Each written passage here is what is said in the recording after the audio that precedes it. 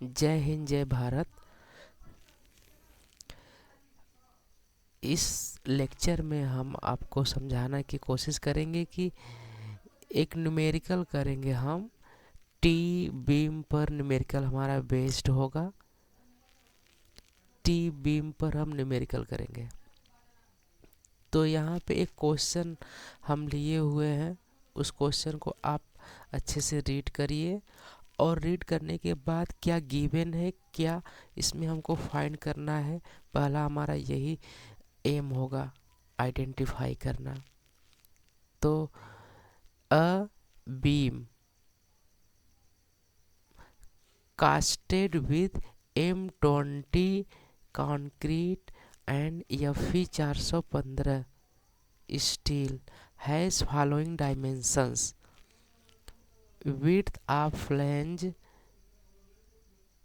2400 millimetre है, depth of flange 100 millimetre है, width of web 250 millimetre है, overall depth of beam 450 millimetre है, effective cover of reinforcement 50 millimetre है, tension reinforcement 2 bar है, 16 millimetre diameter है।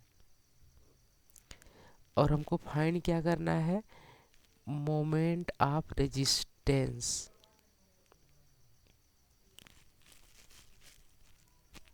Okay, तो देखिए अब उस क्वेश्चन का अब सलूशन हम लोग देखेंगे।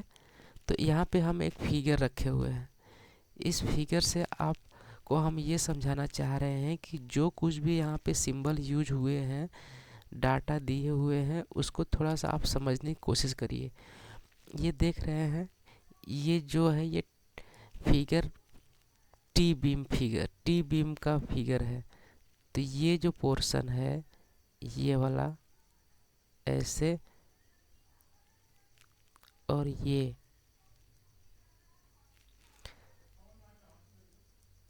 हमारा फ्लैंज होता है। ठीक, नीचे वाला जो पोर्शन है ये हमारा वेब कहलाता है। तो क्वेश्चन में विड्थ ऑफ फ्लैंज दिया हुआ है, BF का मतलब है विड्थ ऑफ फ्लैंज, और इफेक्टिव डेप्थ जो होता है वो D होता है। वो कहाँ से कहाँ तक का होता है, जो फ्लैंज का जो टॉप होता है वहाँ से लेकर के जो रेनफोर्समेंट का जो सेंट्रॉयड होता है वहाँ तक के डिस्टेंस को effective depth of T beam बोलेंगे। और ये जो फ्लैंज का जो बॉटम लेयर है वहाँ से रेनफोर्समेंट का जो सेंट्रॉयड होगा वहाँ तक का जो डिस्टेंस होगा उसे कहेंगे डेप्थ ऑफ वेब। वेब को हम रिब भी बोलते हैं, इसको हम दूसरा वर्ड यूज करेंगे रिब। और इस वेब का जो विड्थ होगा वो BW।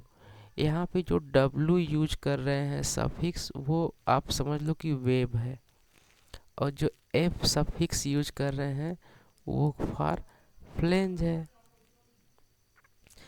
तो क्वेश्चन जब हम पढ़ेंगे ऊपर, जो कि क्वेश्चन ऊपर चला गया, यहाँ पे जो गिवन डाटा है उसको हम नीचे अच्छे से लिखे हुए हैं, आप इसको देख सकते हैं। तो जैसे कि देखिए ये BF की जो वैल्यू है वो 2400 मिलीमीटर क्वेश्चन में दिया हुआ है। ऊपर हम यहाँ डाटा लिख दिए हैं। डेप्थ ऑफ जो फ्लैंज है DF वो भी दिया हुआ था 100 मिलीमीटर, ये दिया हुआ है।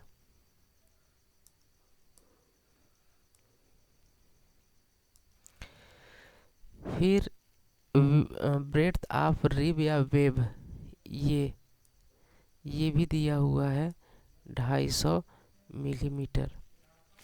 ओवरऑल डेप्थ इस फिगर में अगर देखना चाहेंगे आप, तो यहाँ से लेकर के यहाँ तक का जो ओवरऑल डेप्थ है ये दिया हुआ है कैपिटल डी।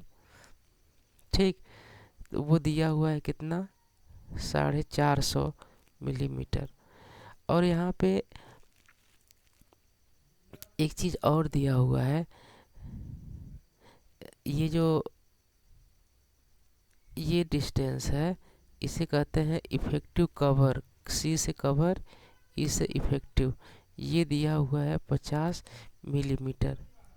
ठीक है, तो यहाँ पे इफेक्टिव कवर क्वेश्चन में दिया हुआ है, effective cover equal to 50 millimetre. आप देखना चाहेंगे क्वेश्चन को तो देख लीजिए। इफेक्टिव कवर दिया हुआ है 50 मिलीमीटर। तो इफेक्टिव कवर क्या होता है, फिगर में आप देख सकते हैं कि इफेक्टिव कवर कहाँ से कहाँ तक का डिस्टेंस है। ये जो रेनफोर्समेंट है, ये रेनफोर्समेंट का सेंट्रोइड और ये जो बॉटम फाइबर है, इसके बीच का जो डिस्टेंस होगा वही हमारा इफेक्टिव कवर है।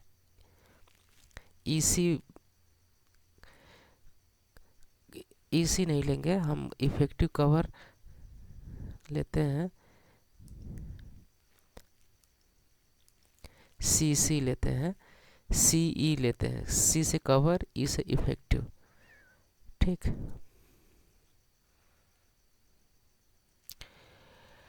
ओके, तो आगे बढ़ते हैं। देखिए अब इफेक्टिव डेप्थ ऑफ बीम जो डी है, अगर वो डी निकालना हो हमको, अब इस फिगर को थोड़ा सा हम क्लियर करते हैं, इसको क्लियर करते हैं तो आप और समझ में आएगा अच्छे से कि डी निकालना है हमको, डी निकालना है। डी का मतलब है ये, और देखिए ओवरऑल डेप्थ हमको पता है, ओवरऑल डेप्थ हमको पता है 450। तो 450 में से जब हम ये 50 सब्ट्रैक्ट कर देंगे तभी तो ये आएगा डी। तो 450 माइनस 50 इक्वल टू 400। तो 400 हमने यहाँ निकाल लिया मिलीमीटर। और डेप्थ ऑफ रिब या डी डब्ल्यू, अगर ये आप निकालना चाहेंगे तो ये दिया हुआ था, नहीं दिया नहीं है। ये डेप्थ ऑफ रिब का मतलब है ये वाला डी डब्ल्यू। इसको हटा करके फिर से देख लीजिए,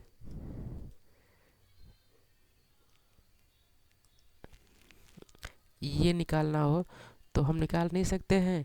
कैसे, इफेक्टिव डेप्थ से डी एफ घटा दो, तो 400 माइनस 100 इक्वल टू 300 मिलीमीटर। और यहाँ पे क्वेश्चन में दिया हुआ है 2 बार, एक बार यहाँ पे है, एक बार यहाँ पे है, तो नंबर ऑफ बार्स हो गए। और इसका डायामीटर का मतलब है कि ये डायामीटर कितना है, ये 16 मिलीमीटर। और ये ग्रेड ऑफ कंक्रीट कितना यूज किया है और स्टील का ग्रेड कितना है, तो M20 ये कंक्रीट है। ठीक है, कंक्रीट का ग्रेड है M20। इससे इसका हम एक वैल्यू निकाल सकते हैं, कैरेक्टरिस्टिक कंप्रेसिव स्ट्रेंथ FCK की वैल्यू 20 न्यूटन पर mm स्क्वायर होगा। ये जो इसका न्यूमेरिकल वैल्यू है वही इसका कैरेक्टरिस्टिक स्ट्रेंथ हो जाएगा और ये यूनिट होगा। इसी तरीके से ये क्या है, ये स्टील का ग्रेड है 415। तो यहाँ से हम एक वैल्यू निकाल लेंगे FY, जो कि कैरेक्टरिस्टिक स्ट्रेंथ ऑफ स्टील होगा, और वो होगा 415 न्यूटन पर mm स्क्वायर। और ये जो 415 है वो जो ये वैल्यू है न्यूमेरिकल वैल्यू वही होता है। तो अभी तक हम केवल क्वेश्चन को पढ़ करके और फिगर के हेल्प से हमने ये देखने की कोशिश किया है कि ये सब वैल्यू एक्चुअल में है क्या। अब हम आगे बढ़ते हैं। तो अब देखिए हम निकालेंगे एरिया ऑफ स्टील। सबसे पहला स्टेप हमको निकालना होगा एरिया ऑफ स्टील, जो कि सिंबल होता है AST। अब यहाँ पे दो स्टील के बार मतलब यूज किए गए हैं, तो इन्हीं का एरिया निकालना है। अब ये एक सर्कल है ना, ये भी सर्कल है, ये भी सर्कल है, दो हैं, इसीलिए यहाँ पे दो का हम मल्टीप्लाई कर दिए हैं। अब सर्कल का एरिया का फार्मूला क्या होता है, पाई/4 डायमीटर का स्क्वायर। तो सब 2 पाई/4 डायमीटर यहाँ पे 16 दिया है उसका स्क्वायर, तो एरिया आ गया 402.12 मिलीमीटर स्क्वायर। तो पहला स्टेप हो गया AST को निकालना। फिर दूसरा स्टेप होगा actual depth of neutral axis, जो कि XU से हम डिनोट करते हैं, actual depth of neutral axis. तो इसको निकालने का फार्मूला होता है, यहाँ पे लिखा है कि यहाँ पे हम एज्यूम करेंगे कि न्यूट्रल एक्सिस जो है वो lies with in the flange, ऐसा हम एज्यूम करके चलते हैं। और फिर हम करें क्या, जो टोटल कंप्रेसिव फोर्स होगा और टोटल टेंशन फोर्स जो होगा उसको हम इक्वल करके हम actual depth of neutral axis निकालेंगे। तो देखिए यहाँ पे C equal to T, compressive force equal to tensile force करके हम निकाल रहे हैं। कंप्रेसिव फोर्स का जो फार्मूला होता है ये होता है 0.36 FCK into XUBF equal to 0.87 FY into area of steel.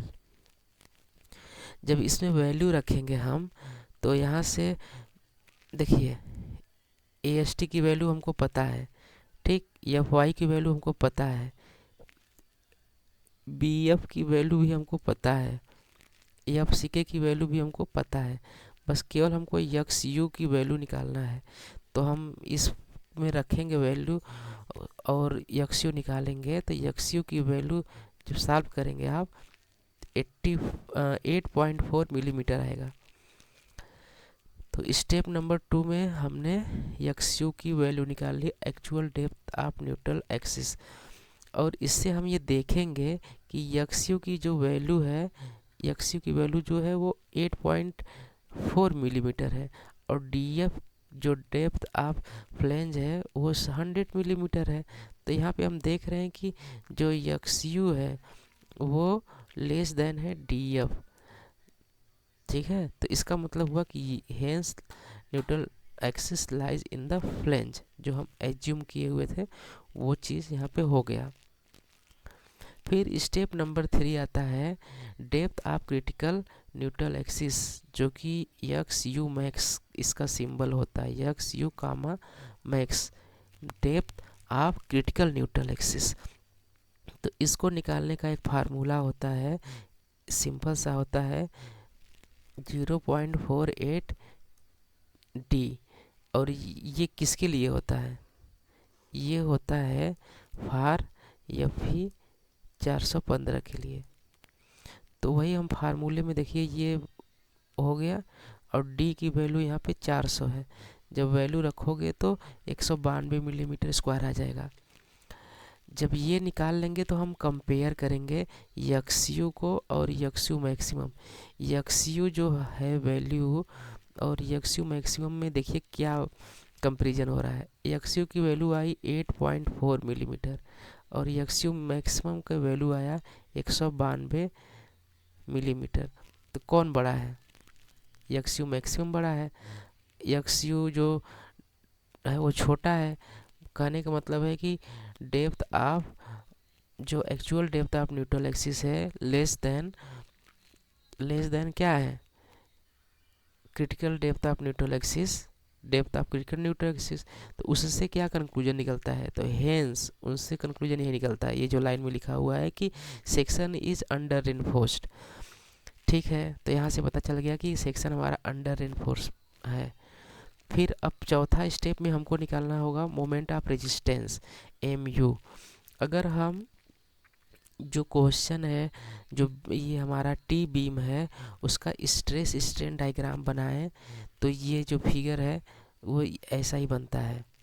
तो आप यहाँ पे देख सकते हो सब कुछ वैल्यू दिया हुआ है कि बी एफ कहाँ पे होता है, डी क्या होता है, बी डब्ल्यू क्या है, डी एफ क्या है, ए एस टी क्या है, बी डब्ल्यू क्या है। ये क्रॉस सेक्शन है हमारा। ये डी डैश का मतलब है इफेक्टिव डेप्थ की बात कर रहा है।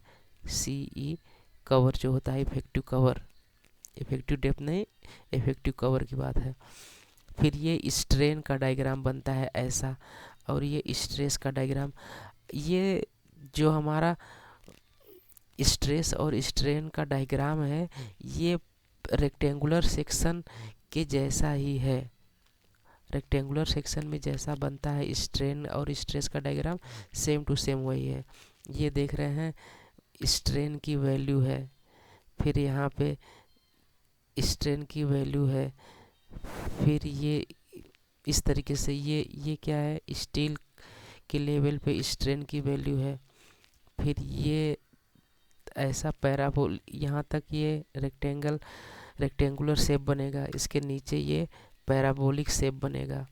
ये जो रेक्टेंगल होता है ये इसका डिस्टेंस जो होता है यक्स यू 3/7 यक्स यू होता है, और ये जो डिस्टेंस होता है वो 4/7 यक्स यू होता है। और यहाँ पे जो कंप्रेसिव फोर्स होगा ये सी यू है। ये जो डिस्टेंस है यहाँ से यहाँ तक वो वैल्यू होती है ये 0.42 यक्स यू। और यहाँ पे जो स्ट्रेस की वैल्यू होती है वो होता है ये 0.446 एफ सी के, या तो हम इसको 0.45 एफ सी के भी ले सकते हैं। फिर इसके बाद यहाँ पे जो टेंसाइल फोर्स होता है टी, जो टी यू लिया है, ये वैल्यू है 0.87 F Y A S T. और यहाँ पे जो स्ट्रेस की वैल्यू होगी वो होता है 0.87 एफ वाई। और यहाँ पे जो सी की वैल्यू होगी वो कंप्रेसिव फोर्स होगा, उसको हम निकालना चाहेंगे तो 0.36 एफ सी के यक्स यू बी ऐसे। तो यहाँ पे सी कंप्रेसिव फोर्स और टेंसाइल फोर्स, ये देखिए यहाँ पे ये टेंसाइल फोर्स है जो कि टी है, और यहाँ पे ये कंप्रेसिव फोर्स है सी है। तो इन दोनों के बीच का जो डिस्टेंस होगा वही हमारा लीवर आर्म होता है। लीवर आर्म अगर ये ध्यान से आप देखेंगे तो ये होगा capital D minus 0.42 x you, ये लीवर आर्म हो जाएगा। अब देखिए अंडर रेनफोर्स सेक्शन अगर है, ये अंडर रेनफोर्स सेक्शन है जो कि हम ऊपर अभी हम इसको वेरीफाई कर लिए हैं, आइडेंटिफाई कर लिए हैं कि ये अंडर रेनफोर्स सेक्शन है। क्यों? क्योंकि जो यक्स यू जो है वो क्या है, वो लेस देन है यक्स यू मैक्स से, तो इसीलिए हम कह सकते हैं कि ये अंडर रेनफोर्स सेक्शन है। जब अंडर रेनफोर्स सेक्शन होता है तो वहाँ पे जब हम एम यू की वैल्यू निकालते हैं तो वहाँ पे लीवर आर्म में हम किसका मल्टीप्लाई करते हैं, टी का, और टी यहाँ पे देख सकते हैं कितना है। तो यहाँ पे ये फार्मूला बनेगा अंडर रेनफोर्स सेक्शन के लिए मोमेंट ऑफ रेजिस्टेंस निकालने के लिए कि ये जो वैल्यू है यहाँ से यहाँ तक ये हो जाएगा टी, और ये जो वैल्यू है वो हो जाएगा लीवर आर्म। इन सब में वैल्यू पुट करो, देखो एफ वाई की वैल्यू पता है कितना 415, ए एस टी भी पता है कितना 402.12, डी भी पता है कितना 400, यक्स यू भी पता है 8.4, सब वैल्यू रखोगे तो मोमेंट ऑफ रेजिस्टेंस को कैलकुलेट करोगे तो आएगा 57.562, यूनिट है किलो न्यूटन मीटर, या तो इसको हम 10⁶ न्यूटन मिलीमीटर भी लिख सकते हैं। तो ये 4 स्टेप में जा कर के ये क्वेश्चन सॉल्व हुआ। ये अंडर रेनफोर्स हो है, तो इसीलिए यहाँ पे हम लीवर आर में टेंसाइल फोर्स का मल्टीप्लाई करके इसको हम निकाल लेंगे। अगर यहाँ पे ये बैलेंस सेक्शन होता, बैलेंस सेक्शन होता, ठीक है, बैलेंस सेक्शन होता, तो हम मोमेंट ऑफ रेजिस्टेंस कैसे निकालते, एम यू, तो सिंपल सा है, कंप्रेसिव फोर्स को मल्टीप्लाई करते हैं लीवर आर्म से तो भी निकल जाता, जो कि फार्मूला हमारा बनेगा 0.36 एफ सी के एक्स यू बी, ये फोर्स हो जाएगा, और इसी में लीवर आर्म का मल्टीप्लाई कर देंगे 0. डी माइनस 0.42 एक्स यू का मल्टीप्लाई करके हम निकाल सकते थे एम यू, अगर बैलेंस सेक्शन के लिए निकालें। तो ये दोनों फार्मूले यूज हो सकते हैं, लेकिन कब यूज होंगे, जब अंडर रेनफोर्स में होगा तो ये यूज होगा, और ओवर रेनफोर्स होगा, ओवर नहीं, बैलेंस होगा तो ये होगा। अगर ओवर रेनफोर्स सेक्शन आ रहा है तो हम ये भी यूज़ कर सकते हैं, कंक्रीट वाला ही, ये ओवर रेनफोर्स में। लेकिन ओवर रेनफोर्स सेक्शन हमको एक्सेप्टेबल नहीं होता है। अगर ऐसा होता है तो उसको हमको फिर से रीडिज़ाइन करना पड़ेगा, क्योंकि ओवर रेनफोर्स सेक्शन अगर हम बनाएंगे तो पहले फेल करेगा कंक्रीट, कंक्रीट का फेल्योर ब्रिटल होता है, जो कि हमारे लिए अच्छा नहीं है, वो अचानक से फेल कर जाएगा। तो देखा जाए तो यहाँ पे जो हमारा रिजल्ट आया है, रिजल्ट की बात करूँ मैं, रिजल्ट जो भी आया है, क्या क्या रिजल्ट आया है, तो एरिया ऑफ स्टील की वैल्यू आई है 402.12 millimetre square, actual depth of neutral axis 8.4 millimetre, depth of critical neutral axis 192 millimetre, moment of resistance M U 57.562 kilo newton metre. Okay, तो यहाँ पे एक सबसे ज़्यादा इम्पॉर्टेंट नोट यहाँ पे हमने लिखा हुआ है, ये आप समझ लीजिए, जो कि आपको बहुत बहुत यूजफुल है ये आपके लिए।